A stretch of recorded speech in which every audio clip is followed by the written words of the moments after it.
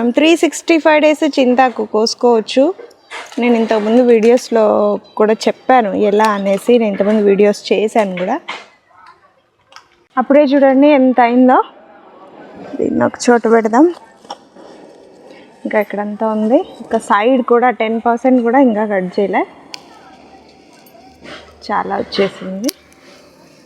మీకు voice disturbance చాలానే ఉంటుంది ఈరోజు కూడా.